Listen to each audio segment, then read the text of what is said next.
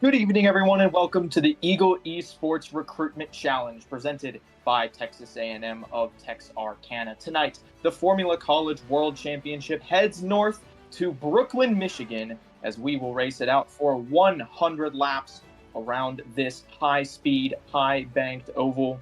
It's going to be a chaotic race tonight, a lot going on. I'll be your host, Cade Corbin, to be joined shortly by our play-by-play analyst, Jackson Lambros. Now, this is the penultimate race of the season, which means these drivers have had 12 weeks to sort it out, battle it out, and try to see who is the best of the best. And tonight, after this, we are going to have just one more race to settle the champion. So if we could take a look at our point standings coming into this race, we've totaled them up after the first 13 races. Our Muhammad Alif holds a 47-point lead over teammate Cale Davidson. Clint Halterman in third is technically not mathematically out of the championship, although he would have to pull something pretty strong off to succeed in that. Jake Cummings, Wyatt Burton fighting hard for fourth. Ben Fiore, the possibility of breaking into the top five. Ryan Whitlock, Aiken Lamar, Keegan Callick, and Lucas Moody rounding out the top 10. Notably there, Clint Halterman has locked up the alumni classification winnings, so he, by the end of the season, mathematically will be the highest-ranking alumni driver. And Keegan Callick there in ninth has mathematically locked up the Rookie of the Year award if he is able to qualify for this race. The student championship and the school championship are still somewhat up for grabs, although the school championship is mostly under locks by Ball State University.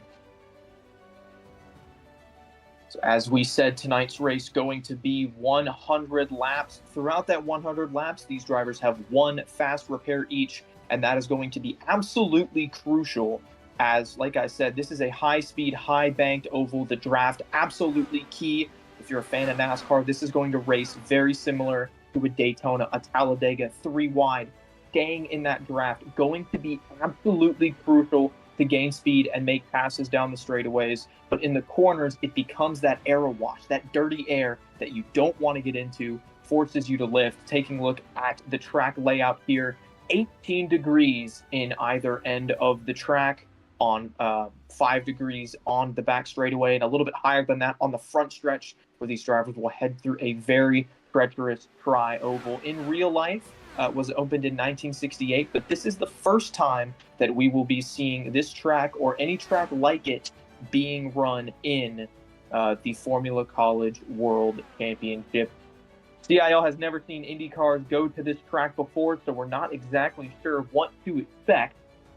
Although, if our previous oval races this season have been any sort of indication, it is going to be quite a few cautions, but also some great racing. We've seen close finishes, photo finishes even, at 2 of our previous ovals. Wyatt Burton winning at both Indianapolis and Texas. I think Texas is going to play a little bit similar to this one. There is going to be some tire wear, but at the same time, like I said, being in that draft, using the toe to make passes and managing your race, managing your in-car settings, your weight jackers, your roll bars, everything like that. All of that was crucial at Texas, and I think it's going to be crucial here tonight, which means if you can get the lead and play it smart, you might be able to maintain it. And that is going to be, I think, the name of the game, a track position race for everybody up front, but everybody behind them, if they get scrambling to try to gain that clean air and gain that track position, that is where we are going to see some of the wreck. As it looks like now we are getting ready to head into qualifying. Top 36 drivers will qualify for this race. I believe we've got 28 entrants on the grid, and so that will not come into effect, and we'll see what the starting order is going to be. Ovals have been a little bit of a toss-up for the pole position this season. Connor Baldwin, in his single start of the season, won the pole at New Hampshire. I believe Jake Cummings, Nick Stockton, Drew Williams have all qualified really well on ovals as well. So let's take a look and see who is going to be qualifying well today. If we could go ahead and start out by taking a look. This is the 81 of Ryan Whitlock from the University of Alabama in Huntsville, sitting there on the end of pit road. maybe a little bit of strategy here, waiting to see what the other drivers do before he decides to take his lap, trying to see if anybody else is going to run and see which line is faster.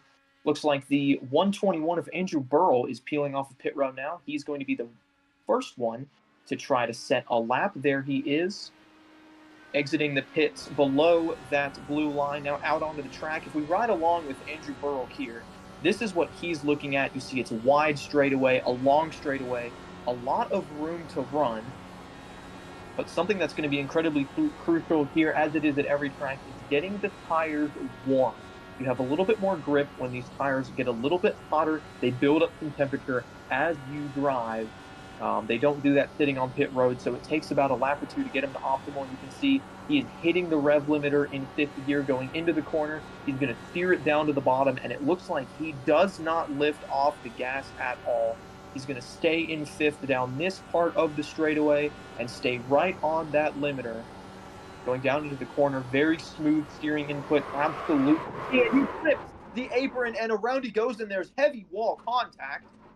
The front wing is missing, and Andrew Burrell, as we're going to take a look at it from outside of the car, gets the left front on the apron below that yellow line, pancakes the wall, and that is something that you just do not want to do. Unfortunately, that means Burrell may not get a chance to set a super competitive lap. Now looking back at Ryan Whitlock, this on his warm-up. Take a look at that speed in your bottom right. That is not lying to you. 220 miles an hour. That number is going to be even higher in the draft. We saw speeds in excess of 230 at Indianapolis. This track even faster, and with more banking, you can carry even more speed. So I'd imagine it's going to be even faster than that. First lap, he's 17th. Now Whitlock going to try to do what Burrell was doing, just guide that car ever so smoothly down to the yellow line. Don't lift off the gas, and then get as close to the wall as you can on corner exit. The closer to the wall you get, the more momentum you carry down the back straightaway. Up to 222 for Whitlock.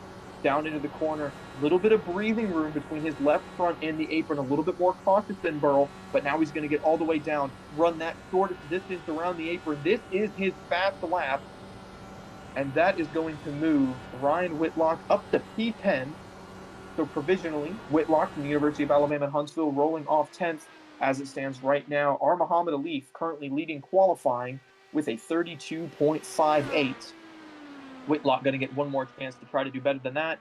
Here's Alif, looks like exiting the pits now. He decided to reset and potentially try again.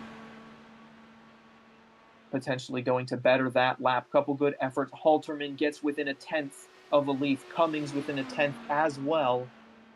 Alif running that high line to try to gain some speed and momentum. Coming down the front straightaway. With 50 seconds left in qualifying, he's going to get one more shot at it here. But even if he doesn't set a faster lap, it looks to me like he will have the pole.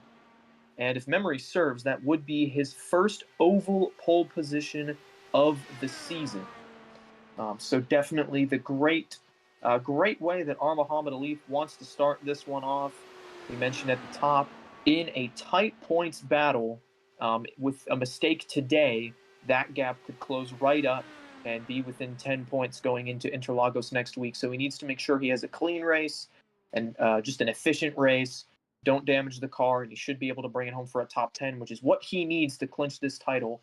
And no better way to do that than rolling off on the front row. So it looks to me like Muhammad Alif is going to get your pole. Clint Halterman second. Nick Stockner rolls into the third spot in the twilight hour of qualifying at the last second. Nick Stockner, a 32.67, gets him into the third spot. We'll have the rest of your starting order coming at you here in a moment.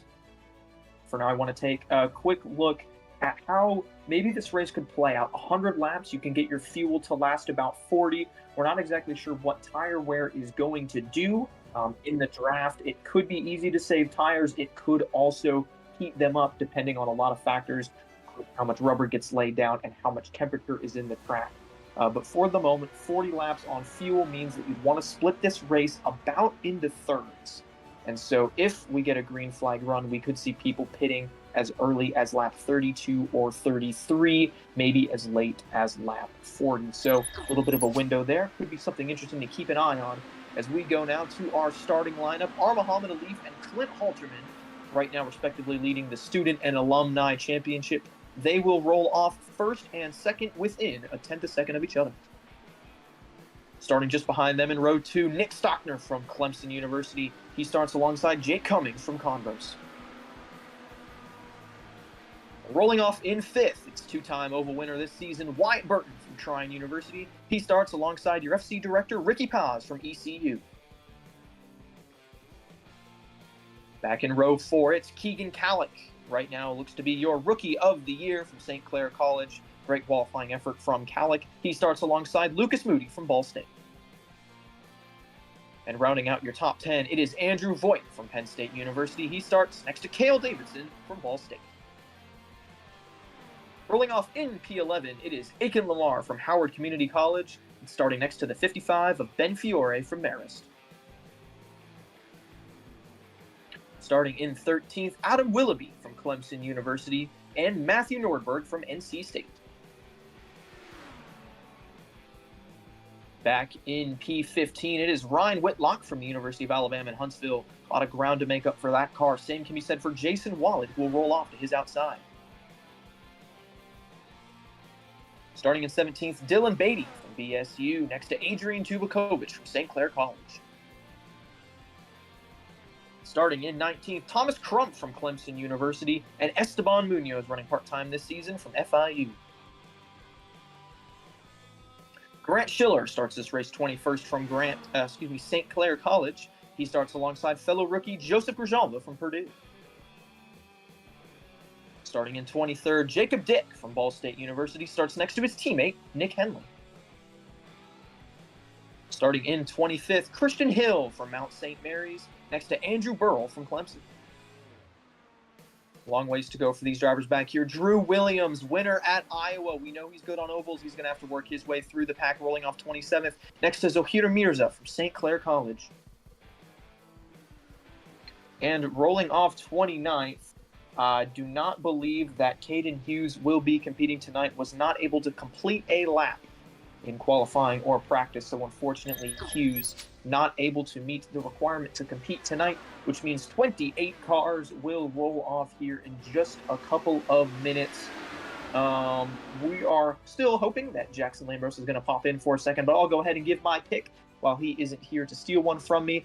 I've got my eye on that guy in third. Nick Stockner ran really well at Iowa. Also, I believe, led some laps at Texas. And as I said, I think some of the strategies that we saw at Texas are going to come into play here tonight. So I'm going to take Nick Stockner from Clemson University. He's talked a lot about potentially nearing the end of his CIL career. So one of the last times that he takes to a high-banked track, I like Nick Stockner's chances to get his first CIL win.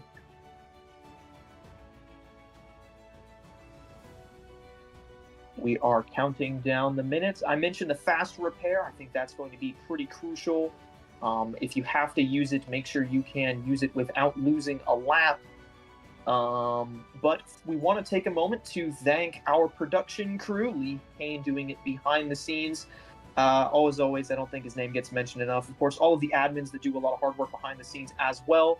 Nick Stockner in that category, Ricky Paz, Drew Williams, and Ryan Whitlock, all admins competing tonight. So wish the best of luck to them for all that they do behind the scenes. And of course, we want to give you guys a shout out for tuning in and watching this race.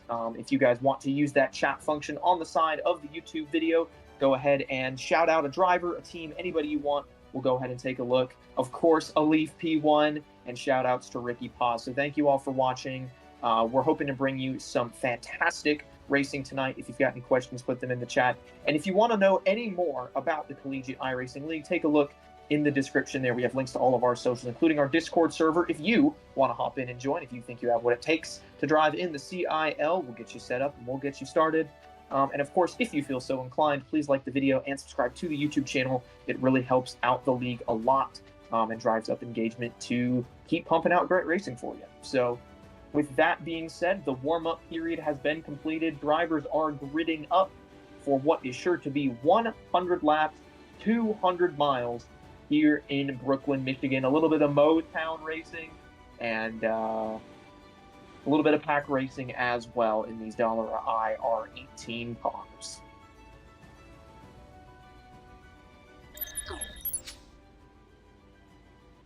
Taking a look off the back of the safety truck, that is the field that will roar off into turn one at nearly 200 miles an hour, and hopefully will stay there for quite a while. I think a long green flag run is going to be something that could throw a wrench in a lot of the plans of the drivers tonight.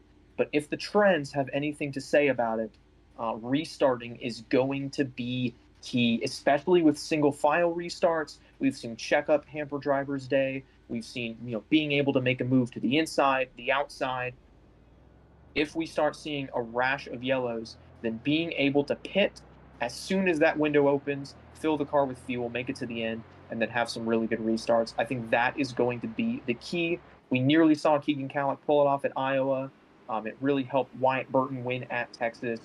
And so that'll be something to keep in mind later in the race. A guy that I want to keep my eye on, and I mentioned him a couple of minutes ago, is Ricky Paz. Ran really well at Iowa as well. He was also in the mix, I believe, at one point at Iowa and a little bit at Indianapolis as well. Ricky Paz shown pace on the ovals, had a really good run had a couple really good runs recently in the NASCAR series on Monday nights. Paz rolling off P6, one of his best qualifying efforts of the season. He's a guy that I want to keep my eye on. But of course, you can't forget the driver starting to his inside. That is the 26 of Wyatt Burton. There's a reason they call him Mr. Excitement. There's a reason he's a two-time winner this season. Would not shock me at all if that driver for Vortex is able to get his third win of the season and vault himself one position higher in the point standings.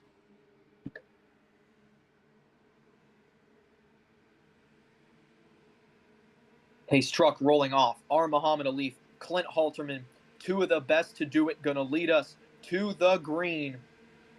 Heading through the restart zone, hammer down, green flag is in the air, and we are green flag racing at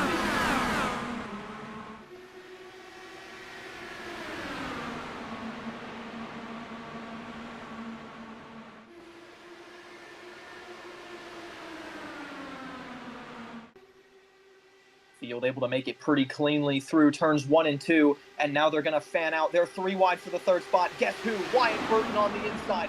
Jake Cummings pinched in the middle. I believe that's Ricky Paz up top. Excuse me, that's Halterman. Halterman fades from second. He's all the way back to 7th as we complete lap 1. Now they're 3 wide, 2 rows deep. A couple drivers looking for more, but who has it? Nick Stockner leads lap number 1, but he's found Jake Cummings on his outside. Cummings powers down. Stockner fades down to the yellow line, but he's not going to be clear on exit. The Converse University driver able to hang right to his right rear, get a big run down the back straightaway as a huge piece of debris goes flying, and the caution is out. I didn't see any cars, but there was pretty significant contact as a large piece of debris was shunted into the air. And we are hearing that this may be the reappearance of the phantom caution.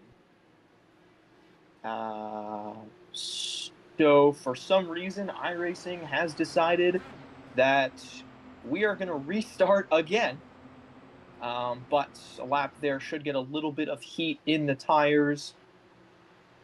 And there shouldn't be much cleanup to do here, so it should be pretty quick. But right there we saw it, just how quickly they get 3 wide and the runs start to generate. Clint Halterman falls from 2nd to 5th. Ricky Paz jumps from 6th to 3rd. Cale Davidson back in the 7th spot. Matthew Nordberg up to the top 10. Wyatt Burton was running 2nd. By the time the caution came out, he'd already faded back to 6th. So a lot of shuffling, really easy to happen. But the biggest shuffle is the 124, of Nick Stockner was able to take the point on the very beginning of the race at the jump of the gun. Stockner made the move, took Jake Cummings with him, and put your pole sitter, R. Muhammad Alif, all the way back to the 4th spot. Now, this is going to be a single file restart, which means track position becomes all the more critical. I think we are still going to see drivers bunched up and taking it 3 wide. But that's going to take a couple of laps to set into play, and Stockner will have the ability to maybe defend a little bit. Few cars on pit road, a couple of Clemson machines. That's Drew Williams, Andrew Burrow, also coming in, part-time driver Christian Hill. So a few alumni, looks like taking tires, potentially repairs. And there was a slight incident that was ruled to have taken place. The 20 of Dylan Beatty and the 38 of Adrian Tubakovic had a netcode issue. It looks to me like both of those cars kept rolling. Neither car was on pit road. Tubakovic back in the 19th spot. Dylan Beatty a couple spots behind in 25th.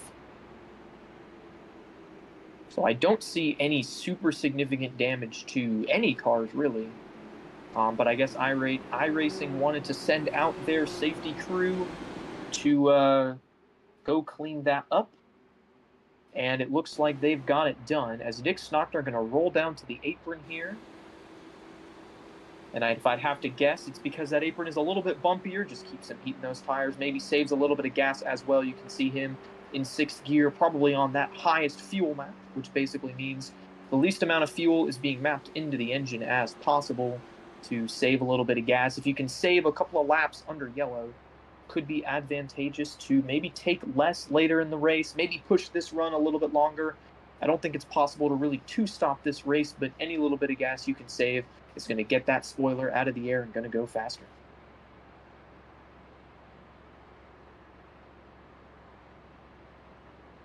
And we are now 1 to green, so we'll be taking the green flag for the second time here today with 95 laps to go.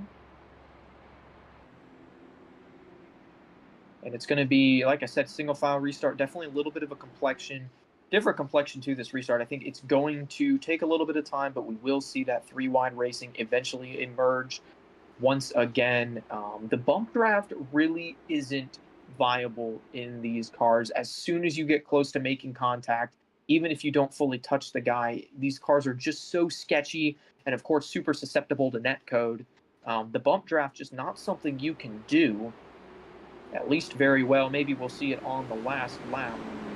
But that is something I think that separates this track from your typical Daytona, Talladega, or New Atlanta Super Speedway. Like we saw at Texas, you can run behind somebody and get a run, but that momentum will not be transferred to the car in front. You're not going to push an entire train of cars along. All that does is encourage guys to dive to the inside and try to keep all the momentum for themselves instead of bailing out of the gas. It's a great way to make a pass, but it's also a great way to potentially put yourself in a dangerous spot. Once again, the field rolling around. This time it's Nick Stockner and Jake Cummings, your top two. Clemson and Converse lead us to the line, and once again, we are green flag racing from Michigan International Speedway.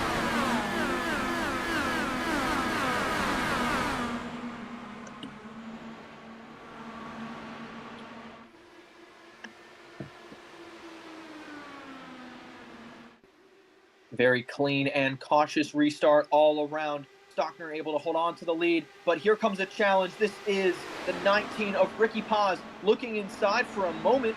Could have gone 3 wide. Now Cummings momentum on the top, and Paz is just going to slide up behind him. Now here comes the run. Cummings, great shot out of the corner. Stockner runs the high side by side at the line. Jake Cummings has the lead. Wyatt Burton, fastest lap for the moment. Now it goes to Ryan Whitlock, and that just shows you the power of the draft. Back up front, Stockner going to try to use that power. He's going to close up a car length up to the gearbox of the 95. He's got Ricky Paz right behind him, Muhammad Alif, Clint Halterman, and Wyatt Burton all in tow. For the moment, Jake Cummings holds the lead, and he's going to run. That second groove is a little bit of a defensive line. Somebody who's on the offense is Wyatt Burton. Contact with Alif. Burton was in the wall for a moment there, and I thought we were going to see the big one. Both drivers able to keep it clean. We'll see if there's any damage on either the 12 or the 26, but there was definitely contact, a very sketchy moment. Burton comes away with the spot, but feathers ruffled for the Ball State driver just ahead of him. Clint Halterman, a shot and a pass for the lead. Once again, Nick Stockner swaps it with Jake Cummings. He fired it off to the inside of turn 3, had the momentum. Now it looks like he's going to hold the top. Jake Cummings in tow. That's Halterman on the bottom, but Halterman, no drafting help. Cummings, a little bit of a push from Paz, dives to the bottom, and once again on corner entry, it's Jake Cummings to the lead. Ricky Paz through the middle, 3 wide. Now he's got to look to the inside of Stockner. That car nearly in the wall was Cale Davidson, came flying up through the field. Now we're 3 wide for the lead. Burton to the inside. He's got it on Stockner. Looks like he's got Stockner clear. Cummings fades back to 4th. Now he's in the clutches of Ricky Paz. Wyatt Burton going to lead us off turn 4. He'll lead his first lap of the day. 91 to go at Michigan. And these drivers are driving like it is 15 to go. Burton now leading. He's got Nick Stockner right behind him. Jake Cummings 3rd. How about Clint Halterman in the 4th spot, trying to recover from those spots he lost early on in the race? But for the moment, he's got it. How about that car there? I believe that is the 076 of Matthew Nordberg that has surged up through the field. He's gotten around the leaf. He's right behind Halterman. He is in the thick of a battle. For the moment, Wyatt Burton able to lead. He's got clean air, running a pretty good defensive line. Stockner has momentum on corner exit. Burton thought about blocking, didn't do it. That's going to put him side by side into turn 1. Momentum to Stockner. Jake Cummings right behind him. Muhammad Alif running the yellow line. They are nearly 4 wide for a moment. But Ricky Paz, I think, does the smart thing. Backs off the top. Stockner clear on the back straightaway. Leads by a car length. But that fades to nothing as Wyatt Burton drops to the inside. Now he takes the lead as Stockner has to deal with Ricky Paz. A lot going on in the early stages, trying to see now if there's a better lane or a worse lane. Seems to me like you don't want to get caught on the bottom. A couple new drivers been using that outside name to throw their names into the hat. Matthew Nordberg up to the 5th spot. Now he's dropped down to the bottom right behind Nick Stockner. Here comes Lucas Moody, still in the back half of the top 10, but trying to surge forward. Here goes Ricky Paz. Dives to the inside of Wyatt Burton. This is the move that we've seen done all day. Paz, pretty solid job of it. Gets right down to the yellow line. Although I don't believe Burton is going to let him have it for too long. Burton with the outside, Jake Cummings in tow, should get momentum down the front straightaway, but Paz moves to break the draft, and Burton was not quite clear of the 124 of Nick Stockner, which allowed them to go 3 wide into turn 1. Paz is the meat in the sandwich, and for the moment, they're going to stay 3 wide. Stockner gives them plenty of room, washes up just a little bit. They're still 3 wide. But the momentum was on Wyatt Burton. Really good defense there. He's held the lead. Brief contact between Cummings and that's the 19 of Ricky Paz. Cummings decides to fade back there. Now just behind Nick Stockner. Matthew Nordberg up to the 5th spot. He's side to side with Halterman. Behind them, teammates Lucas Moody and Cale Davidson. They are side by side as the entire field flashes by. It is rows of cars looking like formation laps out here, but in excess of 220 miles an hour. Wyatt Burton still leading. Ricky Paz now the first car on the outside, breaking 3 wide. That's Esteban Munoz putting Cale Davidson in the middle. Careful there. Car on the outside is Muhammad Alif, current point leader. We've talked about it. He cannot afford to have a bad day, and he is in the thick of a mess right now. But it's gone green for a while, so these drivers have shown they can do it. That gives a little bit of a confidence maybe for some of these drivers that have something to lose to get a little bit racier as Alif looking to the inside of his teammate. That's for 6th. Moody's in the 6th spot. Alif to 7th. Nordberg back to 8th. Up front, the lead continues to swap. This is very similar to what we saw in Indianapolis, and I think it's because the speeds are so similar. That same drafting move, get right up to the guy's bumper, then cut to the bottom. And it's worked thus far, but Wyatt Burton has done a pretty phenomenal job of defending. We talk a lot about how good he is at ovals, and honestly, I thought this race was going to be something of a crapshoot. Really, you know, Talladega Daytona, you pick anybody in the field, who can win it? Car spinning in the back, huge crash. I see Munoz involved, 1 car on his side. For the moment, we are still green, and with the power down, Ricky Paz takes the lead, but it was a massive pile up behind them. Joseph Grijalva goes around. Ryan Whitlock hard into the wall. More cars collide. Munoz up and over. That is, I believe, Drew Williams. Jacob Dick, you see there for Ball State. He's involved.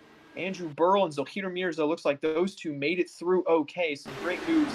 Maybe a ride along with Mirza would be the way to take a look at this. This is looking at Jacob Dick. Grijalva pulls the elevator move. Dick kind of gets into his right rear, and then from there, everything just slams together. That's Dylan Beatty involved. Jacob Dick, heavy damage. You can see the right front torn up. This is riding along with the 47 just after the moment of contact, as we're going to wind it up all the way back to the line. You see him sitting right behind. That's Jason Wallet. Wanted to move to the inside, couldn't. Bounced off the wall, tried to bail out. It looks to me, oh, he's doing a lot of counter steering. That car is loose. And unfortunately, a lot of wrecking happening trying to avoid him. That massive hit, that is Dylan Beatty. And that may have been Christian Hill, who got absolutely eviscerated. A couple more looks at that one. That is Beatty. And Beatty was kind of on the tail end of this. Grijalva was a few rows ahead. All the way back in the 27th spot. Looks like he's going to see. He's got nowhere to go. Christian actually gets into him, sends him up into Munoz. That sends Drew Williams onto his side.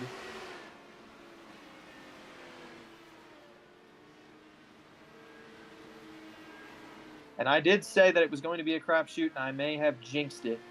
A good chunk of the leaders on pit road now, in addition to all the cars that were involved, are going to be able to take a fast repair. So I don't believe anybody involved in that crash is out of this race. Depending on how long it takes for iRacing to tow your car back to the pits, you may lose a lap or two. And there is no lucky dog or wave around rule. Excuse me, there's no lucky dog rule. There is a wave around rule in this league. But for the moment, I'm seeing Jacob Dick and Dylan Beatty, a couple of Ball State cars caught up in that one, being scored a lap down. Everybody else who was caught up in it, able to take that fast repair. Basically, it's like getting an all-new car.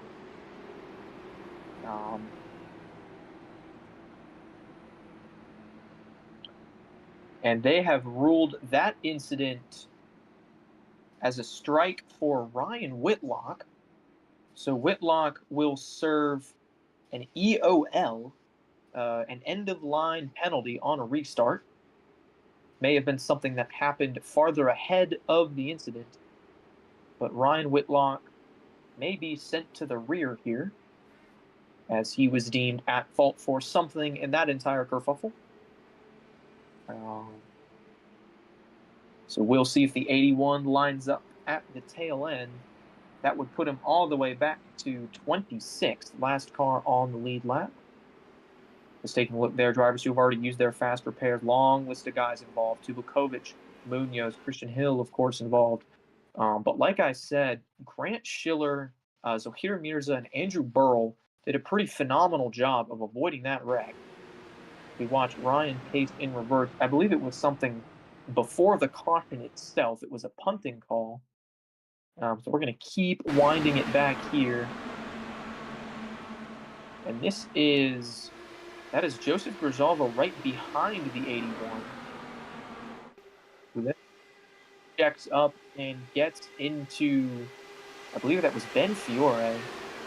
So not much contact there with the 81. May have been something that happened a lap earlier under green. But anyways, that'll be an interesting one to watch. Whitlock has shown that he is pretty good on ovals. I'm a little bit biased. Fellow UA8 student, both of us part of the Charger Motorsport, our program here. And I've learned a lot from Ryan. I've learned that he knows how to make up positions on ovals. So that 81 car is going to be fun to watch, especially if he's a little bit upset about a penalty. He is one to drive aggressive. We are back under green now. Wyatt Burton, Jake Cummings lead us to the green. And if last run was any indication, we are in store for some pretty good racing once we get green. Should also be noted, everybody pitted under that yellow. It is a one-stop race from here on out. Good on gas until the point where we've only got to make one more pit stop. Up front, Burton, the first few single file. That side-by-side battle are Muhammad Alif. Excuse me, that is not Alif, another Ball State car, side-by-side with Jason Wallet. Now behind them, Cale Davidson, Lucas Moody, Sorigan out. Back up front. Ricky Paz able to get second from Wyatt Burton, but not clear as Jacob Dick brings it back down pit road. Not sure what happened to him. That car in the wall on the restart. And if he's already used his fast repair, could be day over. Back up at the front, Jake Cummings now taking the lead. Wyatt Burton slipped back to third, but he is still in line with Clint Halterman at his outside, trying to get a run. Paz squeezes it down in front of Burton, now gets side by side with Cummings. Paz is going to have the lead going into turn one.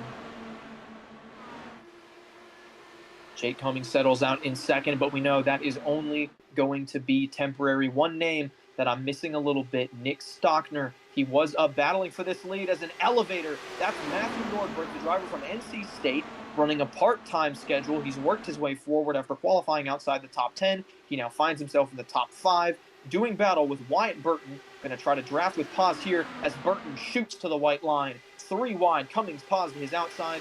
They sort that out as they head into turn one.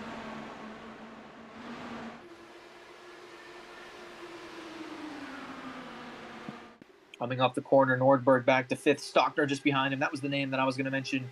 He was part of this battle, able to get himself back up into the mix after not such a great restart, as there is a caution car around in the back of the field. Trying to take a look, see who that was. Oh, that is the 76 of Jason Wallet. You see here, he's 3 wide. Adrian Tubakovic to his outside. As they go down the back straightaway. Sorry, that is Tubakovic. And that is a huge hit for Nick Henley from Ball State. Tubakovic took a massive lick as well. I thought it was the 76 that went around, but the other blue car. As we ride along with Tubakovic, shield the eyes of your loved ones. This one was brutal. Looks to me like those two cars just came together and ooh. A little bit of a situation where Tubakovic was trying to get all he could, moving up towards the wall on corner exit. Henley moving down a little bit to stay in the draft of Wallet. And I think, as we are going to ride along with the 64 here, Henley is going to shift just a little bit to the left, following the 76. It's not that he doesn't know that the 38 is there. He's instead just, I think, maybe gets a little bit in his own windscreen, a little bit too focused forward. You see him kind of against the wall there. He's going to wiggle. Ooh. I don't know. And that one is definitely, that one has been called as a strike against Tubakovic. As split strategies here, Ricky Paz, Clint Halterman, and Matthew Nordberg lead us off of pit road. This is everyone pitting. Based on our fuel window, should have been a one-stop, but the entire field dropped down pit road, so I'm not entirely sure that this isn't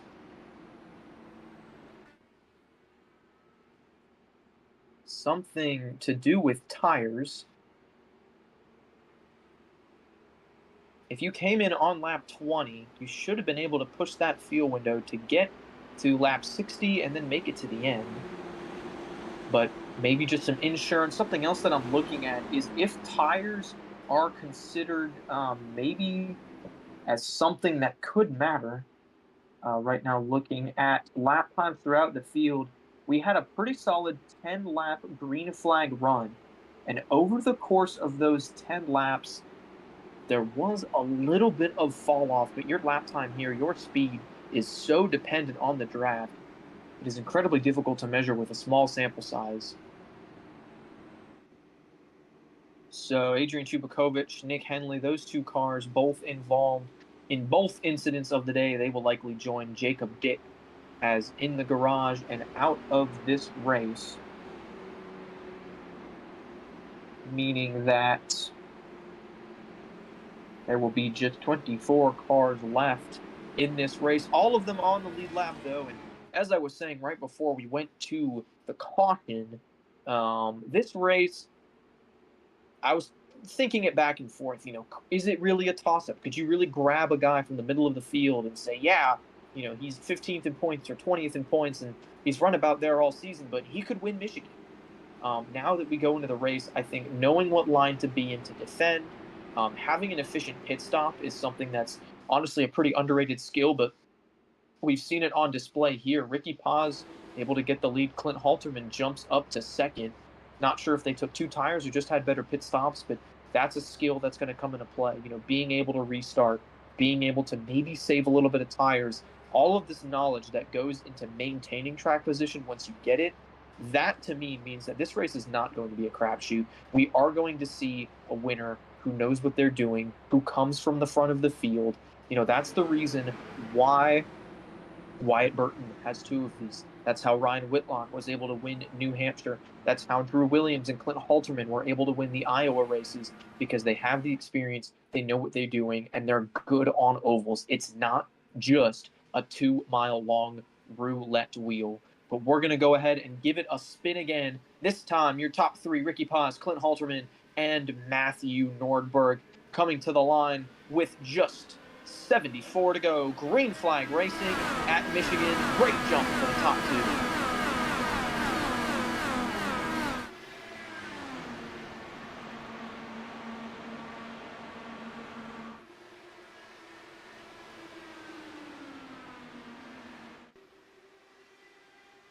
And immediately, Ricky Paz is going to take a look to the inside. Cummings grabbed third from Nordberg. Nordberg also gave up a spot to Burton. It's Ricky Paz able to maintain the lead for the moment. First battle behind them, 3 wide for a second.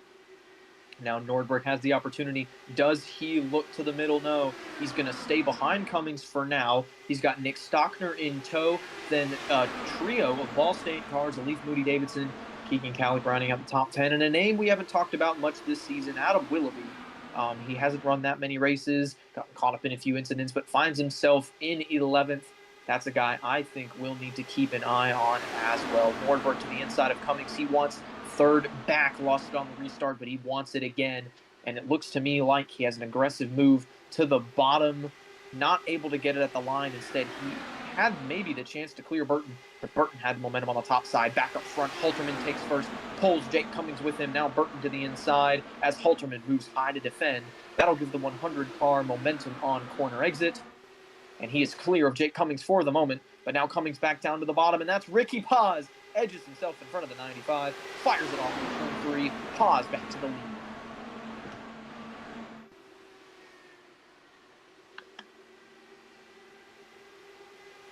Ricky Paz opens it up to about 2 car lengths, but I think that makes him about a sitting duck.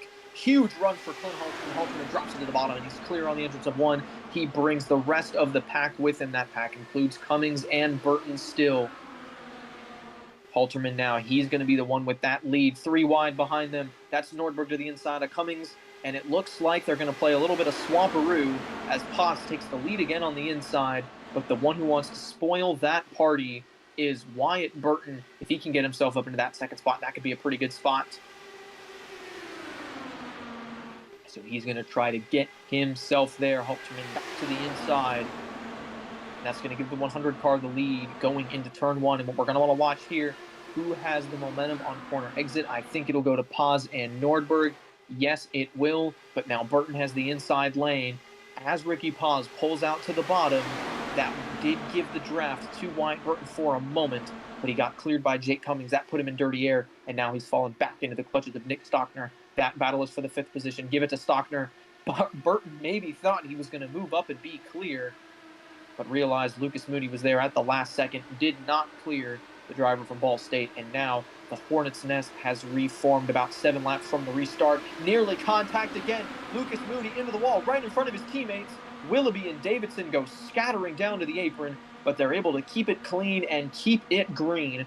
Great defensive driving out of those cars. It's going to benefit Cale Davidson up to 7th, and that is about as high as he's run all day, as Ryan Whitlock spins on the front stretch and destroys his race car.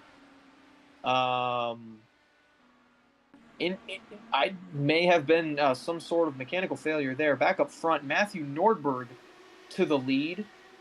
We'll see if Ryan takes his fast repair or if that is a rage quit. I'm not sure exactly what happened with the 81. Maybe get a chance to break it down with him later. For the moment, it's now Jake Cummings and Matthew Nordberg fighting up front. Nordberg gets the crossover there, leads at the line, leading his first lap of the season. as they are 2 by 2 behind him. Or Muhammad Alif maybe had the chance to look to the inside of Burton, but Burton, to me, has been showing why they call him Mr. Excitement. He has been using every inch of track that he has between himself and the outside of the car. Car on the outside, he has been using every single inch of racing room that the other guy is willing to give him, and that's put Lucas Moody in some pretty sketchy spots. Now the spot goes to Moody. Moody up to 7th. Burton falling way back now. He got hung out on the bottom. Had no drafting help down the front straightaway, and that shows you just how powerful the toe is. Burton was competing for the lead a couple of laps ago. He loses momentum, still going backwards. He finds Aiken Lamar to his outside. How about Esteban Munoz? That car was nearly airborne a couple of laps ago, and the Florida International driver, as he looks to the outside of Burton, he is going to crack the top 10. And what has happened to Wyatt Burton? Now he's on the inside, continuing to bleed time. Willoughby gets by him. Fiore gets by him. Voigt is going to get by him.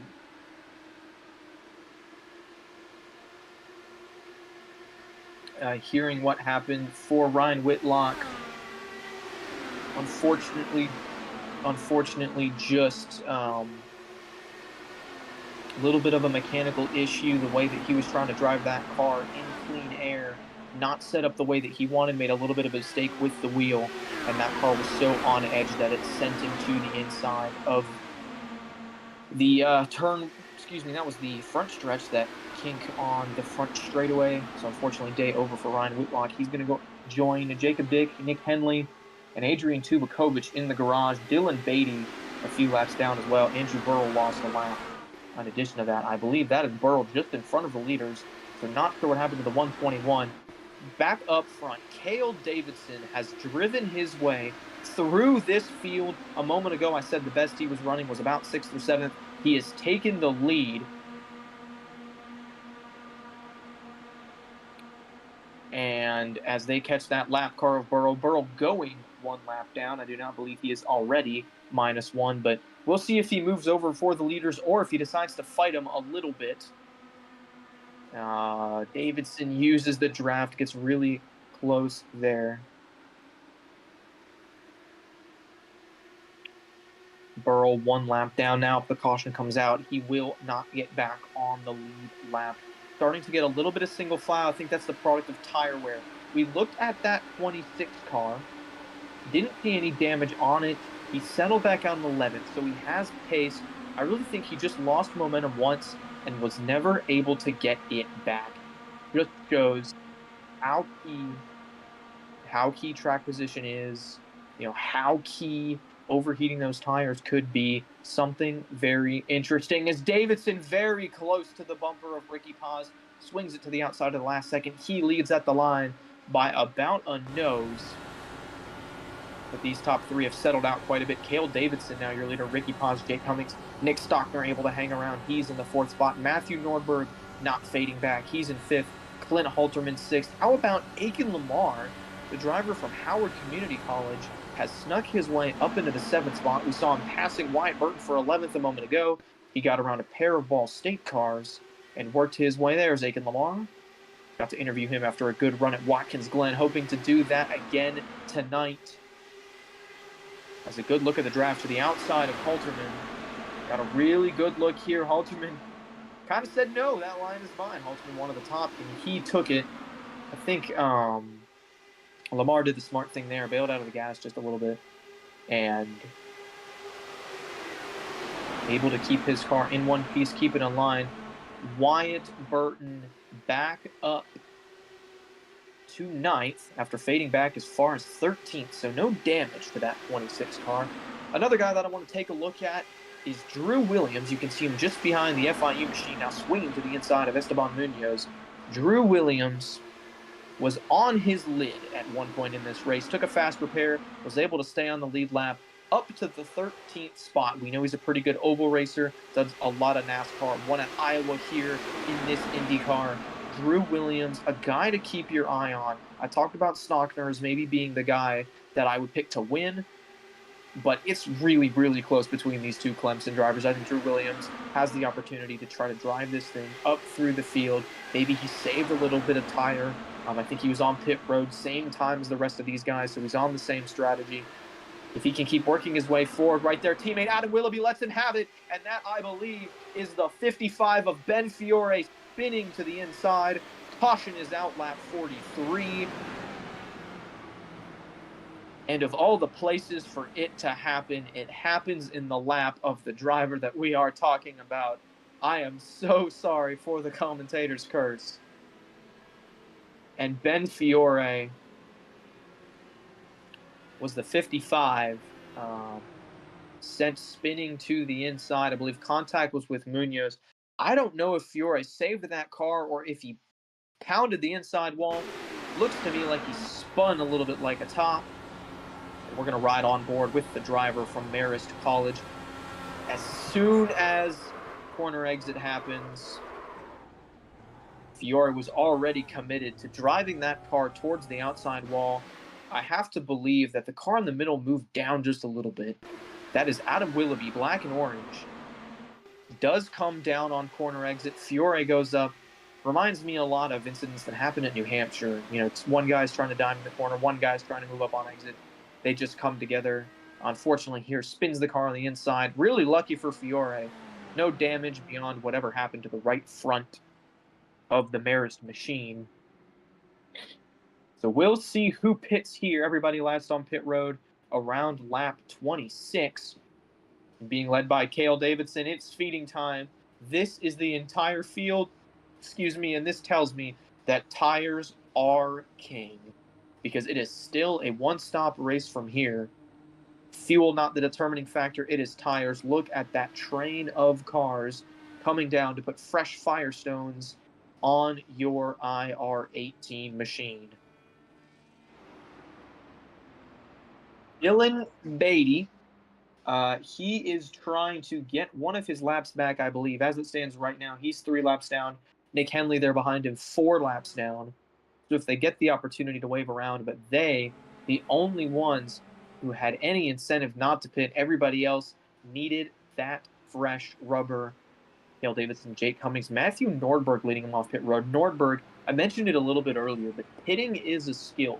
Being able to roll that car into the pit box, get it to line up with your pit sign in as few seconds as possible. You can shave off a couple of seconds, not just tenths, but full seconds getting in and getting out of your box, even if it's still a 4-tire stop.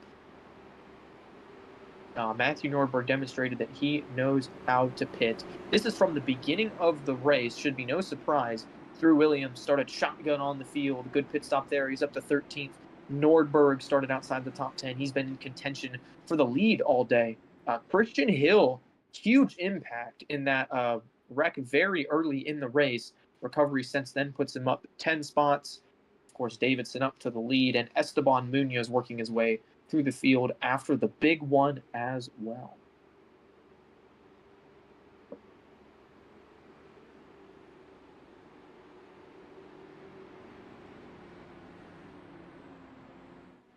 Looks like we should be 1 to go, as those 2 Ball State cars are going to get 1 of their laps back. Maybe a possibility that Dylan Beatty could get back on the lead lap here before this thing is over. And if that's true, if he can get back on the lead lap with anything over 15 laps to go, Beatty is going to be a guy to watch. I think he has pace. It's very unfortunate for the 20 car. But we'll see what his teammate can do. Cale Davidson going to lead us to the green with Jake Cummings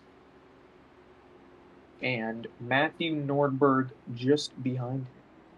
Do you want to take a moment to thank our sponsor, Texas A&M University of Texarkana, and their esports program? I want us to say at TAMUT, we're not just building a competitive esports program, we're creating real opportunities for student athletes through university athletics. All TAMUT esports athletes will receive in-state tuition, whether or not they're from in-state or even if they're from a different country. All transfer students who meet eligibility will qualify for that $6,000 presidential scholarship, making higher education more affordable while competing at the highest level.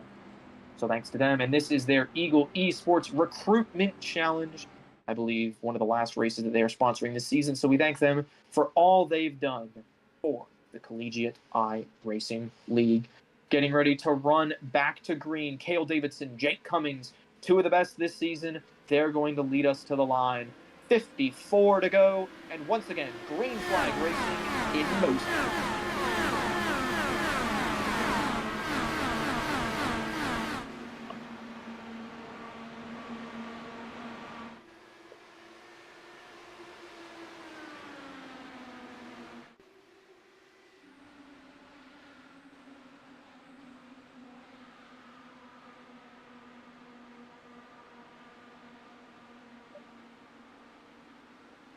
Top few spots hold for now. Muhammad Alif drops back to 8th, but other than that, not much change. There's that 12 car. Think got out of line, able to get settled in front of his teammate and right behind Nick Stockner. What a restart from the 094 of Aiken Lamar, firing on all cylinders, up to 5th, his best run of the season thus far. And as we approach the halfway mark of this race, this is shaping up to be a very good result for Lamar if he can hold on to it. Hope the commentator's curse goes away. It doesn't bother this driver, but for the moment, Lamar looking very strong and very solid. He can get a little bit closer to those leaders. He's going to get that draft and find himself right back in the mix. Cale Davidson holds the lead. Ricky Paz is up there now, fighting with them as well. Paz, a guy. Somehow I was right. I predicted that Paz and Stockner were going to be good, and they have been inside the top 5 for most of the day. Paz fighting for the lead. He's got Nordberg to his outside. Now he's got Cummings and Davidson to his outside. Cummings didn't really want to play ball, didn't want to let the 19 have the bottom, but Paz found the preferred groove, and on those fresh Firestone tires, fires it up to the wall, blocks Cummings now low. That's going to block Davidson. Davidson makes his own lane in the middle, driving like a Honda Civic driver, puts it 3 wide, and he gets that spot for the moment, but that brings the rest of the field behind them. Lamar, Halterman, Stockner, Alif, they're all in it. And Cale Davidson, momentum down the back straightaway, goes to Cummings. He finds the left rear of Davidson, side by side into turn 3. For the moment, give the lead to Jake Cummings.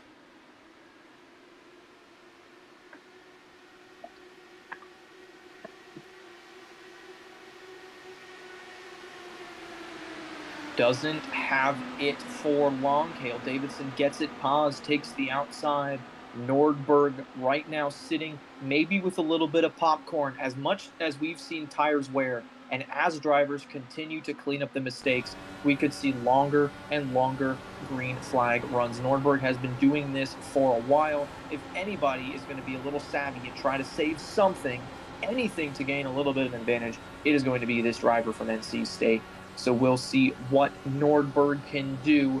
For the moment, sitting in the 4th spot, coming up on a little bit of lap traffic. Hasn't been an issue before. I believe that is the 121. Excuse me, that is Adam Willoughby from Clemson. He should get out of the way. He's got side-by-side lead lap cars just behind him. He is going to, looks like, hang to the inside. That's going to give the draft to Cale Davidson, though. Davidson, using the toe, eclipses 220 miles an hour. Over 225. Ricky Paz following just behind, gets a good run off to the corner, side by side with the lap car of Willoughby. He is going to get out of the way and let this long train fire by him on the outside. Now it's Ricky Paz's turn to lead. Steals it from Davidson going into turn 3. In a race full of lead changes, Ricky Paz has been one of the ones pretty consistently up there. And ever since Davidson found the front, he can put himself in that group of drivers as well. One guy that I don't see right now, Drew Williams, back in the 20th position, just pulled onto pit road, so not sure what happened to the 123. Restarted 13th, was never able to crack the top 10. More issues for the driver from Clemson. That is the 123 of Drew Williams, going to lose at least a lap here as he pits. Nearly contact for the lead between Ricky Paz and Cale Davidson. Look at the run. That's Muhammad Alif. He said, it's time to show these kids why I'm the points leader. Fires it to the inside of Aiken Lamar. He's past Nordberg. Not able to clear the 094, though, and tuck up in line in the 5th spot. Back up front, Ricky Paz takes his turn at the lead again. Going to bring Jake Cummings with him. Now Aiken Lamar trying to get in line, waiting to ride the water slide to the front. It would be his first lap sled, I believe, of the season. So something that Aiken Lamar could be looking forward to here. He has a huge run going into turn one, decides to maintain that momentum, keep it on the outside, keep the power down. Watch that 094 on the backstretch as he runs up on the bumper of Jake Cummings. Not going to get there by the entrance of 3 as he has a mirror full of R. Muhammad Alif.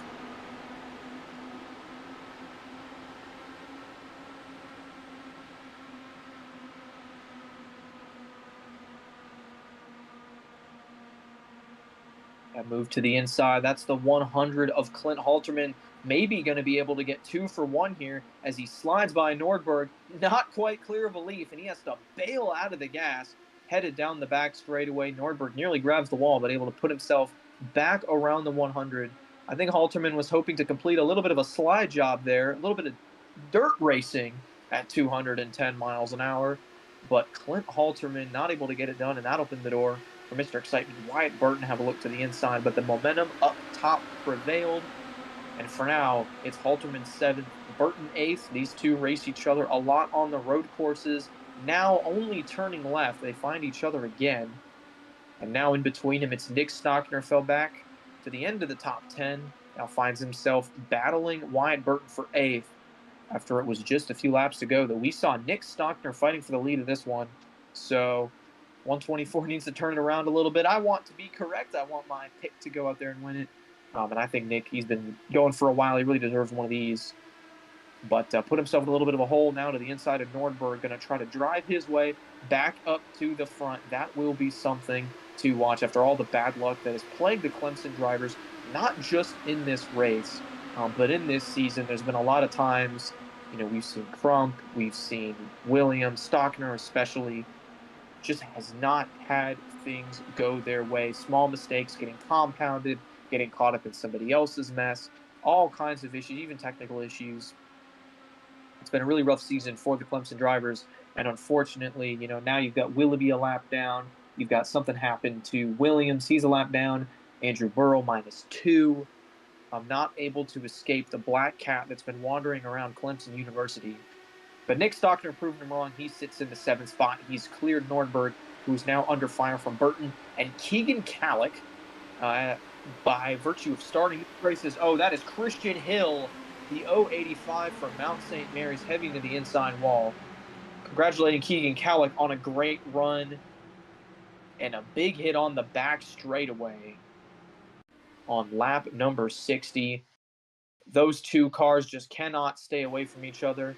Dylan Beatty running a special livery as Christian Hill clips the wall, gives Jason Wallet a heart attack, and then Dylan Beatty's life flashes before his eyes as for the second time today, those two cars come together in a way that I don't think the Beatles intended when they wrote that song. Those two cars collided, and without a fast repair, that might be day done for both Christian Hill and Dylan Beatty. Now that paint scheme for Dylan Beatty running the rulebook violator scheme has some of the rules that the Ball State drivers have been begged for violating. There's been a little bit of, making light of a little bit of drama that's going on behind the scenes, but they've, turned it into a little bit of a joke, turned it into, honestly, a pretty clean-looking car, and Ball State able to escape penalties thus far today. Pretty, not necessarily a fortunate race for those drivers, but none of them have broken any of the rules, and really, Hale Davidson, R. Muhammad Alif, both in the top 5. They've been putting on a clinic, treating this oval like a road course. Once again, feeding time, everybody in pit road, 38 laps to go. Tells me tires are important. Resolva slides through his box just a little bit. Here's Ben Fiore peeling in. Grant Schiller walks up the tires just a little bit. Once again, a couple of cars are going to stay out to get waves around as a phenomenal pit stop from Ricky Paz. He must be paying those ECU pit crew members a little bit extra because they have been fantastic on pit road. They get him off in the first spot. Cale Davidson came in from the lead, comes off of pit road in 15th. Not sure what happened to the 2 car, but 15 spots lost on pit road for Cale Davidson. And just as I was complimenting the entire Ball State team, it appears that they need to hire some new pit crew members and they need to do it fast. Is Davidson going to restart this one deep in the field? Not only does he give up a ton of track position, but he also puts himself in a very volatile spot. We'll be restarting with about 35 laps to go. And if you think these guys were driving like everything was on the line, oh, he missed his box. He missed it twice, had to back up and then roll forward. There was also a car parked on the exit of pit road. That was a Clemson car, maybe a lap down driver getting out of the way. But a huge, costly mistake for Cale Davidson, which gives the lead over to Ricky Paz, Muhammad Ali, Aiken Lamar, each able to grab a spot out of that. It was Nick Stockner, actually. Stockner was the guy parked at the end of pit road, was in the top 10, and now he is on pit road. And these Clemson drivers are just snake bitten. It's not just the black cat at that university. It's got to be a whole litter of them. That is, I don't know exactly what happened to Stockner, but for some reason he parked it on the end of pit road and I believe towed. For the moment, he's being scored as the last car on the lead lap in 18th.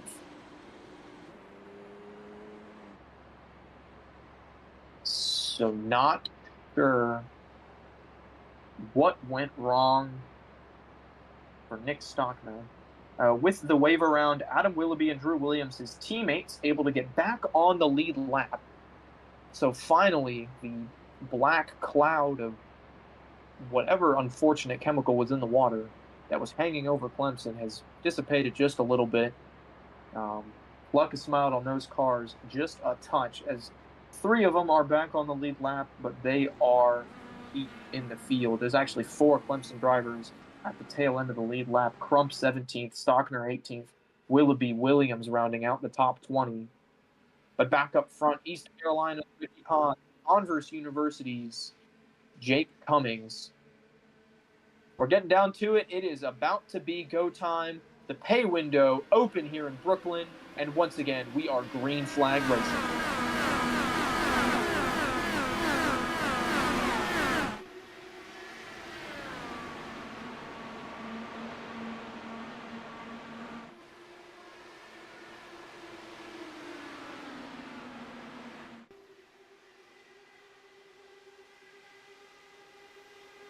Side by side for the lead and side by side for the 6th spot.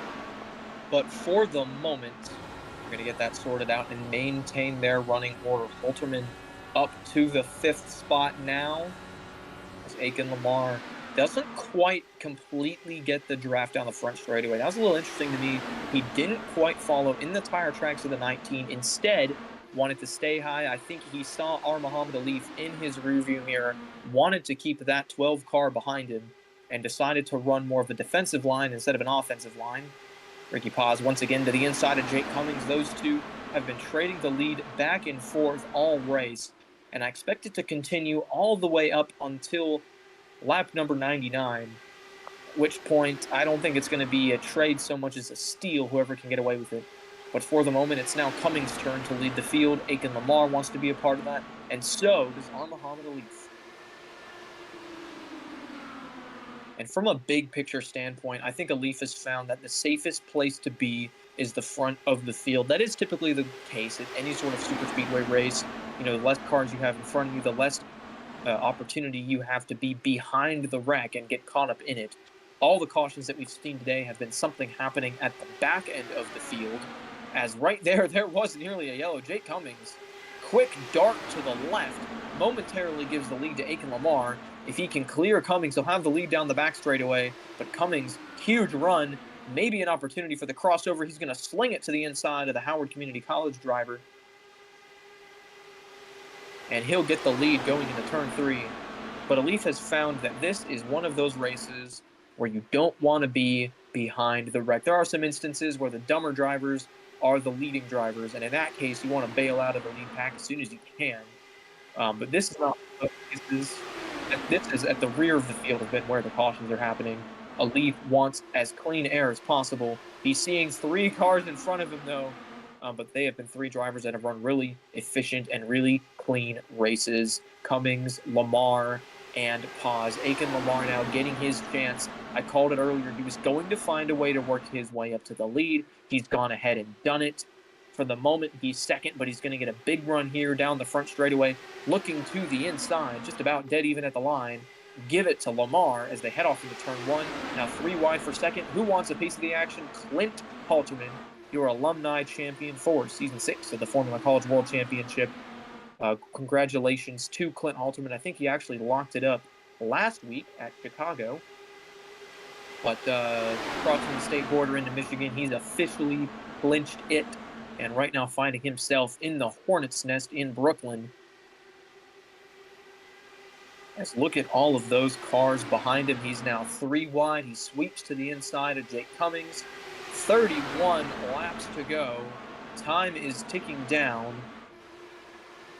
And Halterman now finds himself side by side for the lead. Had it cycled out on the bottom, was able to get to the inside of Lamar, but do it with momentum.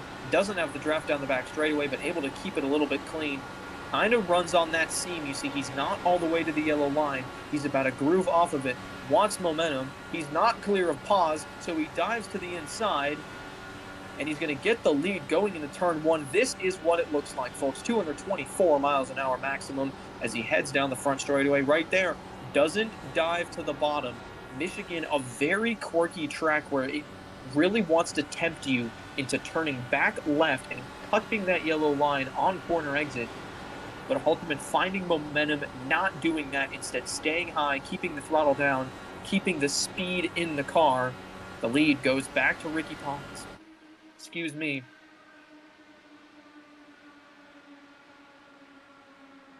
I want a little bit of an update. A guy that we were talking about earlier, Esteban Munoz, he's officially taken his car to the garage. The Florida International driver had a pretty good run going, caught up in a couple of crashes, and he is out of this one as Lucas Moody has to make a huge save. Cale Davidson saw his life flash before his eyes, was able to bail out of that one. Huge moment for the driver of the 13. Everybody keeps it straight, as now it's Halterman leading over Lamar. Lamar says no more. He flings it to the bottom. So does Muhammad Alif, who's able to clear Cummings and get right next to Ricky Paz. Paz pulls the switcheroo on Halterman. Now he gets all the way down to the yellow line, very close. I just thought about what happened to Burrell in qualifying. Got scared for a second. Halterman going to box Lamar in, going to try to get 2 for 1 here. That's how Paz got the lead. Halterman going to try to imitate. He's going to do it. He's got 2 car links in the middle of 3 and 4. I don't think he's going to maintain that down the front straightaway, but for the moment, it's Clint Halterman with the lead.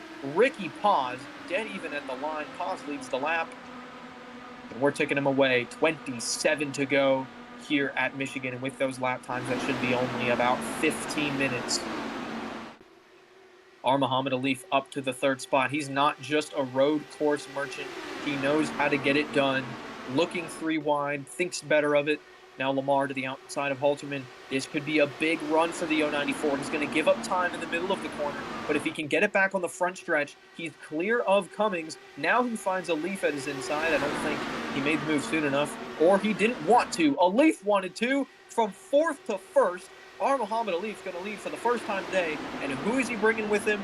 Wyatt Burton, Trine Community College. Excuse me, Trine is not a community college as far as I know, but the driver from Trine University was back in 10th, launched up to 4th. Now he has gone back to 10th. Roller coaster back straightaway for the 26 car. He is still bleeding time as he finds Cale Davidson at his inside. Davidson backs out a little bit. Now how about Jason Wallet? That's a name you haven't seen all day, but back up front battling Muhammad Alif. Finds himself with Clint Halterman. Now Aiken Lamar to his inside. Lamar has it. Alif 2nd. Ricky Paz takes 3rd. Jake Cummings still hanging around in 5th. Matthew Nordberg hasn't gone away either.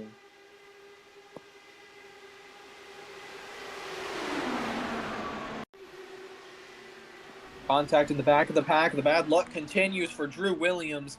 Slams the inside wall, but able to keep it off the racing line. And iRacing decided that he didn't deserve a caution. And they are 4 wide as we cut back to live action. I was just about to say it. Muhammad Alif found himself in a very dangerous spot. That gets sorted out to double file as they head down the back straightaway.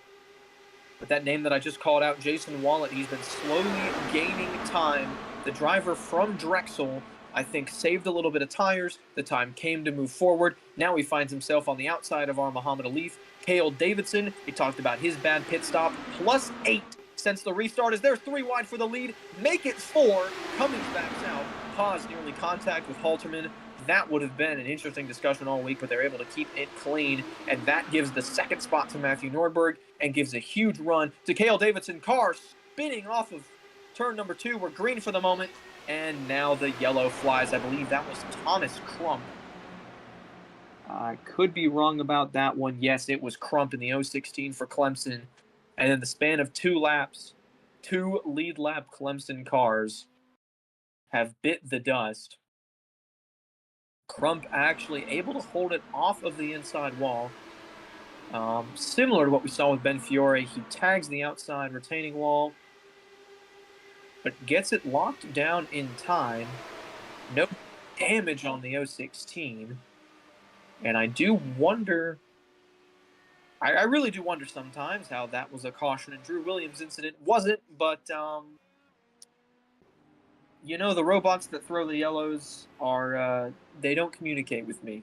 They do what they want, I suppose. The iRacing program is a little bit goofy sometimes, and we are under yellow. We're going to restart with less than 20 laps to go. Certainly going to be an exciting one that we've seen so far. New players up in the top 10. Jason Wallet. How about Keegan Kallick? Not really moving forward, but he's avoided falling back. The same cannot be said for Burton and Stockner. Those two fighting for the lead earlier in the race have slipped back. Now the entire field most likely heading down pit road. This is a spot where we've seen mistakes and we've seen positions get decided. Ricky Paz has been on top of it all day. So has Matthew Nordberg. They're going to enter the pits first and second. How will they exit?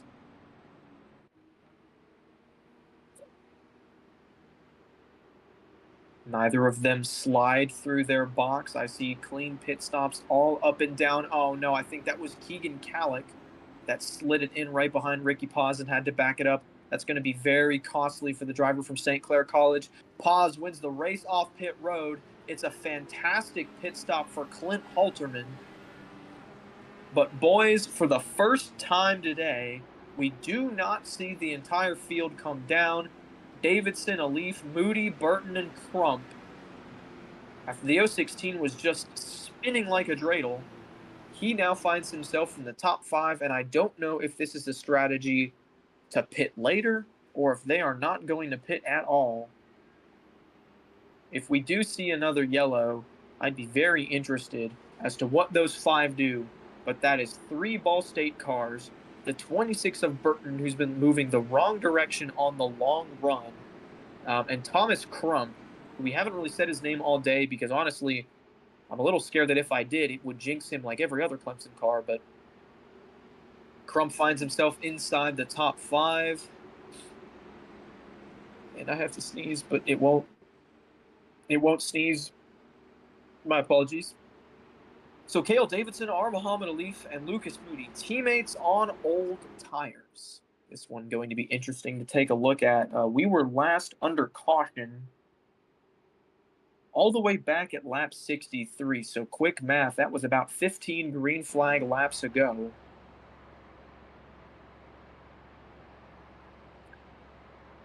And we'll see what 16 laps on tires look like.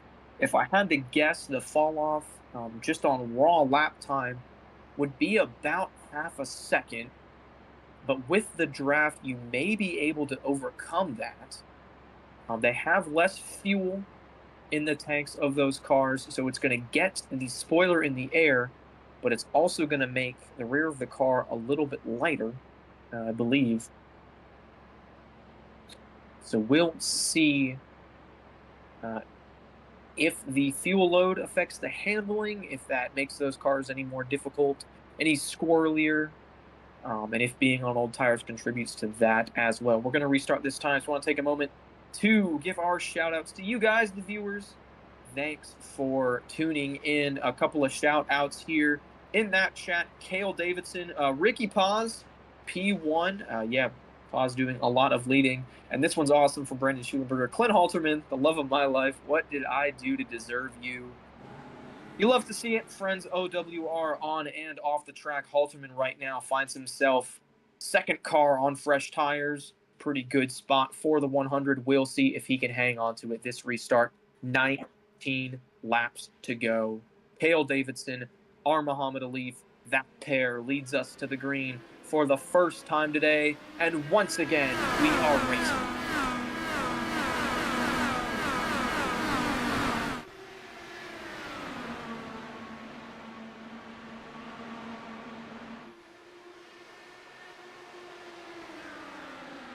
It's going to take a couple of laps for the tires to heat up for Halterman, Nordberg, Paz, Cummings, that whole group who were the leaders.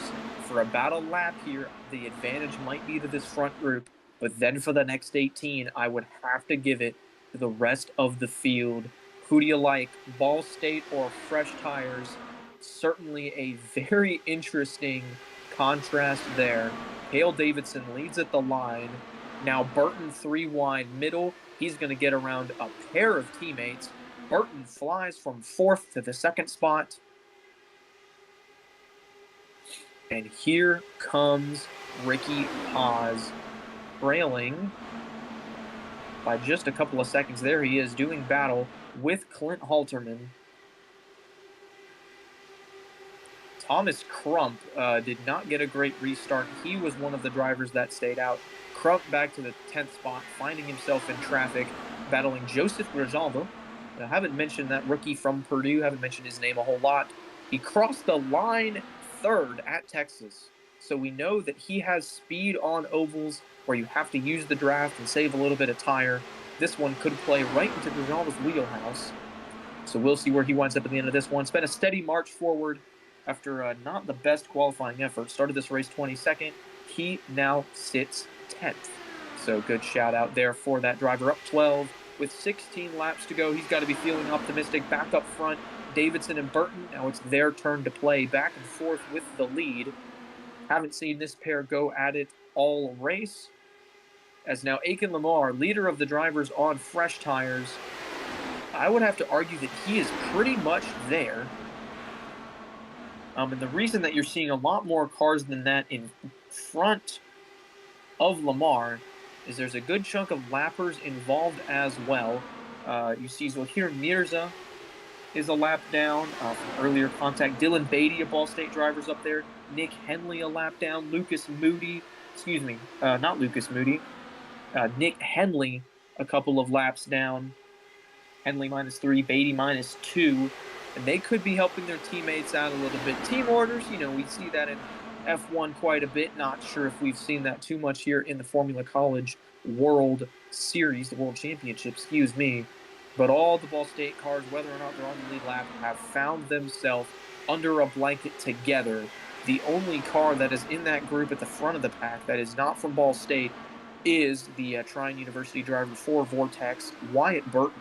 And then Aiken Lamar from Howard Community College would be the next one. Lamar, first car on fresh tires once again. He's gotten around Halterman, Nordberg, Cummings, Ricky Paz we saw faded back to 11th. This up front, the battle for the lead. Burton has it for the moment. The 3 lead lap Ball State cars are behind him. Then you see Henley, Beatty playing a little bit of defense. Not so much they can do to block Lamar just because the runs are so big, but they can take his line away. They can make life a little bit difficult trying to get Ball State their first oval win of the season. Hard to believe, as dominant as that organization has been. I believe 7 wins on the year. And keep in mind that we have run 13 races, 7 out of 13, better than half, and yet none on an oval. They're trying to change that today. 12 laps to go, and Cale Davidson sends it to the inside, finds the lead, and he has it for the moment. Now here comes momentum to Wyatt Burton. Burton flings it to the bottom. That move there, that car getting out of line is Nick Henley. Aiken Lamar has cleared the lap traffic, and he's gotten to the tailpipes of Lucas Moody. Aiken Lamar on fresh tires is there, The next car who pitted recently, Clint Halterman, still a couple of seconds back, but he's got speed. Now it is 11 laps to go. What can Lamar do? He is staring down the wall of ball, plus Wyatt Burton. And that is an intimidating wall, to say the least, looking inside of Moody. This is the best Moody has run all day. Even if he doesn't get the win, this is still going to be a positive play for Lucas Moody. Just couldn't figure out how to crack the top 5. Now he's done it. Gets a good run off the outside. I think the outside has enough momentum that if you play your cards right, you can really use it to maintain track position, even without fresh tires. The difference, about 15 laps. We'll see if that plays into it. 10 laps to go. Moody blocks high. That's the line that Lamar wanted. And as those two get stacked up just a little bit, now they get fighting side by side. Lamar moves to the inside. He gets the draft from Burton as Burton made a move on Davidson, and we are under yellow. And that shakes this one up. Oh, it's another Clemson car. Nick Stockner pounds the inside wall. And it is such an awful day to be a Tiger. This is getting, I don't know what or who Clemson University upset. Stockner grabs the wall, trying to save the car with micro connections, and it has to remind him that you can't go to Clemson and have nice things, apparently. That car destroyed. I believe Stockner has a fast repair left, but he's going to lose at least a lap. Towing that car to pit road. Stockner's chances are done. And one of the favorites, with a bad pit stop, some bad luck, finds himself back in the pack. And that's been the story of his season, not just in the FC series, but across the entire CIL. And with his race done this week, that gives him just 2 opportunities to turn it around. A couple of cars peeling off to pit. That's the lap car of Dylan Beatty. As important as track position has been, I don't see a reason to pit here unless you're towards the tail end of the field. That is what Ricky Paz, Ben Fiore, Joseph Grzalva have decided to do. Get themselves a little bit of fresh rubber. Can't lose any track position if you're in last, so might as well throw it in. Ricky Paz, I think, really got screwed over by that pit strategy. Had a great stop, restarted 6th, but I think got caught behind Thomas Crump. And as soon as Lamar and Halterman got by him, he found himself in dirty air and just could not hang. So put some fresh tires on that. Number 19. I have a feeling this may not be the last restart that we see. We saw it at Iowa. Some late race incidents set us up for a race that ended under yellow. Hopefully we don't see that today. I want to see a run to the finish. But in the event that we don't, another restart might really hurt these cars that came into pit. So we'll keep an eye on Paz, Fiore, Grzalva. That's last 3 cars on the lead lap. Only 17 of your 28 starters still on the same lap as leader Wyatt Burton. Burton, we were pretty quick to crown him the king of the ovals. And then we ran a couple oval races. He didn't get one. We weren't sure if we needed to, maybe put an asterisk next to that crown or maybe get a couple of crowns and start distributing them around. But now he's found himself back up front. Wyatt Burton has himself in the position. Talk about the importance of track position. Talk about the importance of clean air. Burton has both of those. He can decide what lane he wants to be in. It looks like, if we get 1 to go from the safety truck this time, that we'll be restarting with 7 laps to go.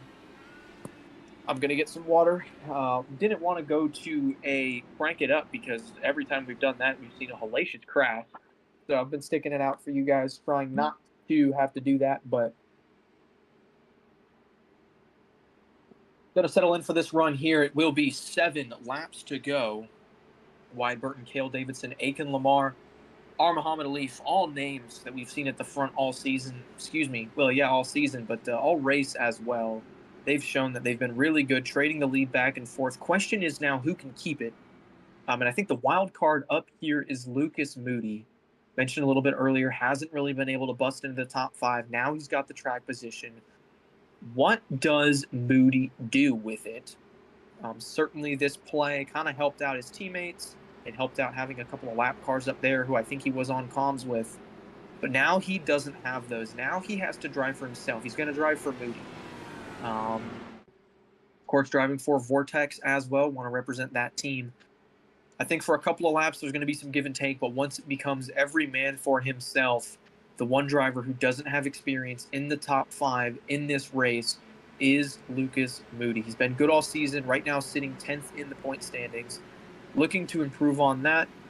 But he's got some very, very good drivers ahead of and behind him. Moody rolls off 5th. Burton, Davidson, Lamar, Alif reads like a list of CIL heavyweights. We are green flag racing.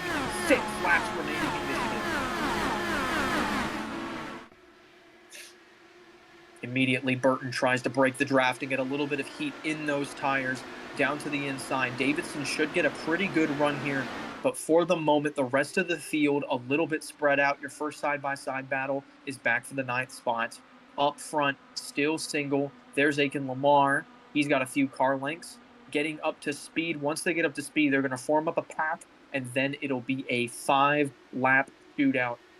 Davidson had to look to the inside. If I'm Cale Davidson, I might play the patience game. I'm not Cale Davidson. Cale Davidson is Cale Davidson. He says, I want to go now, fires it off to the bottom, and he should be clear of Wyatt Burton on corner exit. Now, don't count out Aiken Lamar. He's going to get a run. A little bit of wall contact for Burton, but he pulls it off the outside, gets to the inside, now draws even with Davidson, and he's going to get the lead from the 2-car. Alif back in the mix. 4-car battle with 4 to go, and this pack is just going to continue to grow.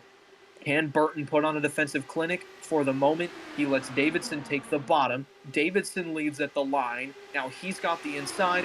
What lane do you want to be in? Could be time to experiment.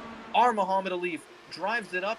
For the moment, takes 3rd from Lamar, but Lamar is going to get the draft from Burton down the back straightaway. Nearly contact there, but they sort it out. Alif moves to the top for the moment, which leaves Cale Davidson out to dry. He sends it to the bottom, but Burton's going to have momentum off the top side, and he might get a little bit of help from Aiken Lamar. What does Lamar do? Behind them, the elevator from Halterman. He's on fresh tires. Moody is not. There's the bump draft. Burton leads with 3 laps to go. They're 3 wide for the lead. Does Lamar take it 4? He had a look, backed out just a little bit.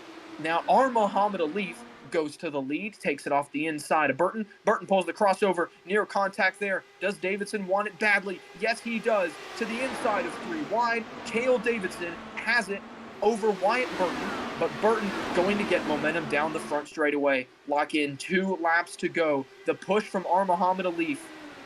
Now Alif wants it for himself. He's 3 wide bottom. Once again, Lamar has the option to go 4 wide top, and this time he does. It's Burton who has to back out. Aiken Lamar with momentum. Past 3rd. Is he going to get 2nd? Davidson's not clear. Near contact. Davidson looks to the inside. They're 3 wide for the lead. Burton nowhere to go. Boxed in up top. Had a great run. So it went to Lamar. Howard Community College going to be leading with just 1 lap to go. Fresh tires on the 094. He has the lead. White flag is in the air. CIL at Michigan. Here we go. Lamar outside of Davidson, outside of Alif. Does Burton have it? Burton doesn't have the momentum. He's going to have to settle back in. He's going to have to get a run down the back straightaway. Now Clint Halterman, I don't think is close enough for a battle. Lamar drops to the bottom. Alif with the block. Burton all the way to the white line. He's going to send it into turn 3. Have you ever? Wyatt Burton clear on the bottom as he tracks up to the wall. He has the lead. He blocks both of them. At the line, Aiken Lamar with the push. Aiken Lamar wins it at Michigan with a push from Muhammad Alif at the end. It was a crazy move from Wyatt Burton, but Lamar had the speed by 9/1000ths of a second. Spinning behind them, Aiken Lamar gets momentum off the top, and that is the closest finish that you will ever see. That's the margin of victory. It is less than a foot. Aiken Lamar from Howard Community College is a CIL winner.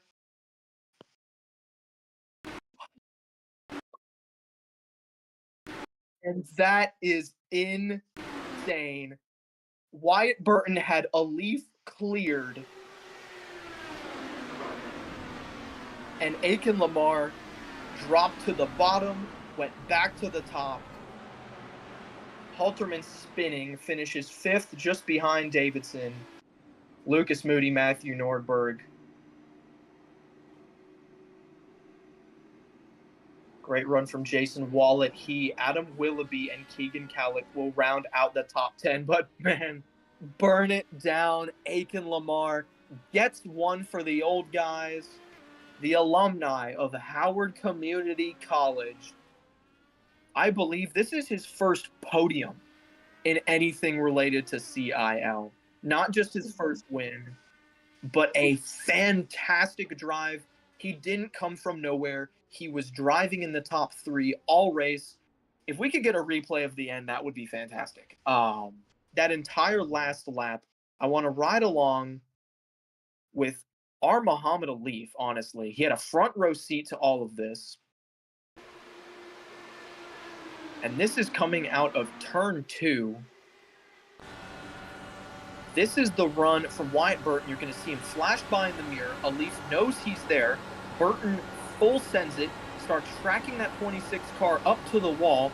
Muhammad Alif all the way down into 4th gear. You see Burton swing low.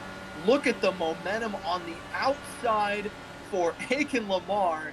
He'd been experimenting with that high groove and just how much speed he could carry, and he found the absolute limit.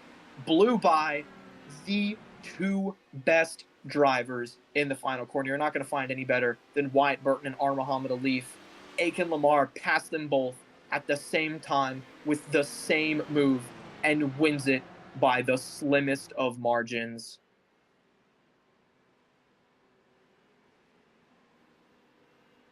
We are going to get to interview him, Burton, and Alif and get all of their takes on that fantastic finish. But once again, Aiken Lamar, for the first time in his career, is a winner in the Collegiate iRacing League.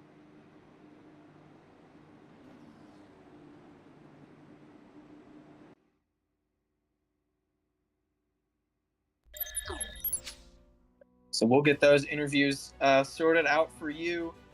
Absolutely fantastic finish. 3rd photo finish we have seen on an oval this season. Takes me right back to Texas. Takes me right back to Indianapolis. And we asked the question, where do you want to be when you're coming to the line? And we talked about it with Wyatt Burton. He said, hey, I want to be in control. I want to be leading. I want to defend. And I think he took that mentality there into turn 3. I want to be defending going to the line. And honestly, a couple of inches go just a little bit differently, and his strategy works. But Lamar found the limit up top, got that car wound up, and was able to get the throttle down and pass the 26 car. The position that he wanted to be in wasn't necessarily in front or behind. Lamar wanted to be up on top, and it worked for him. So we'll go ahead and get his opinion on that. Let's work our way up the podium if we can, starting out here with our Muhammad Alif. That was a fantastic our Muhammad Alif. Obviously, you wanted to be on the top end of it, but you got a front row seat to something great there. Walk me through that last lap. It was fun. I mean, I had, on one hand, I was just thinking about the championships because I am going into this round, I'm 46 points ahead of KO. So I knew that I had to first of all finish ahead of him. So that was kind of what I was thinking, but I was really just trying to go for the win and get the full points. But I don't know if I got it because difference between 3rd and 4th is 3 points, and then I started on pole and led a lap, so KO led a lap as well, so it should be exactly at 50 now. So yeah. Well, I guess then, barring the unfortunate circumstance that for some reason you are not able to race at Interlagos, I am happy to announce that you are the Season 6 Formula College World Champion. Congratulations. It's been a fantastic drive this season. Finally able to end it off with a podium. Just congratulations. Thanks very much. It's been incredible to watch, honestly. Thank you. It was good fun. yeah, still have to brush up on my ovals, but yeah, other than that, we wrapped up the championship exactly how it should. But yeah, next round, I mean, I think Kale is still in mathematical contention with all the bonus points still in, so yeah. Well, anything else?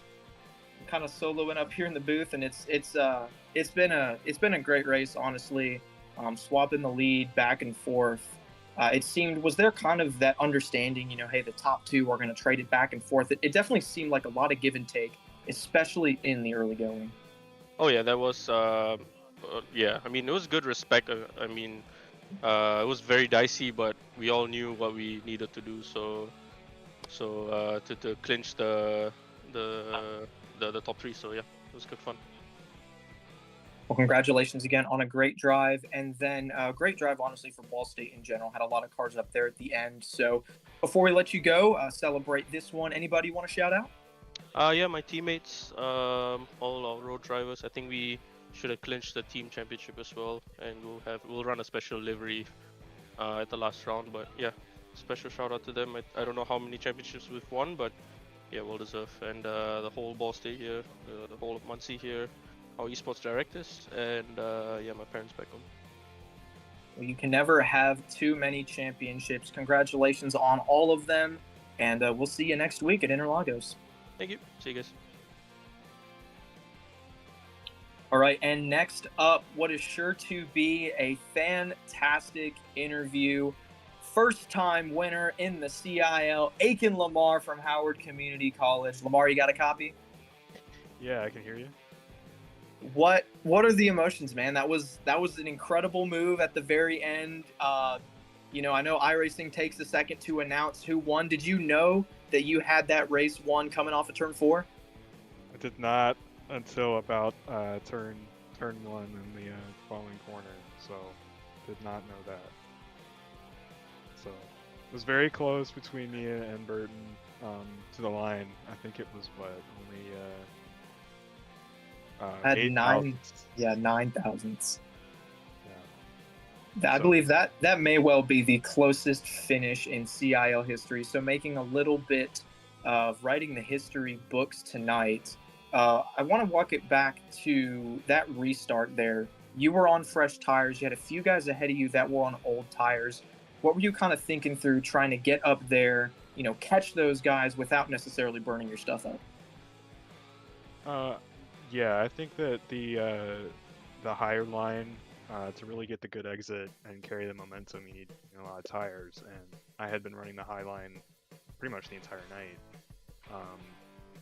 And you don't really lose top speed per se when your tires wear at this track. You more lose freedom to move up and down the track with any type of ease. So holding the top and really getting the acceleration and carrying the momentum out the corner was really key. But in the end, it was more of a drag race. I can't say I deserved it any more than Burton. So, but yeah, having the tires helped, but I don't know if that was the defining factor. Well, you definitely figured out how to run the high line and figured out how to do it well. I disagree. I think the decision to go to the top there and hold that momentum absolutely won you a deserved victory. Before we let you go here, go celebrate, have some fun. Anybody you want to shout out? Yeah, I want to shout out my girlfriend, Cal, and my college, HGC. It's still a great place to get an education in Baltimore, DC area. Trying to get a sim racing team going there, but yeah, stay tuned for that. So other than that, yeah, no, I want to thank my parents, but yeah, it's been awesome. Well, big things potentially brewing from Howard Community College, but great things tonight from Aiken Lamar. We'll let you go. Thanks for talking with us. Thank you. And last but not least, we have the driver who came up just a little bit short. Wyatt Burton, you've won 2 of these things, but now you came up just a hair short. Do you think there's anything you could have done coming out of turn 4?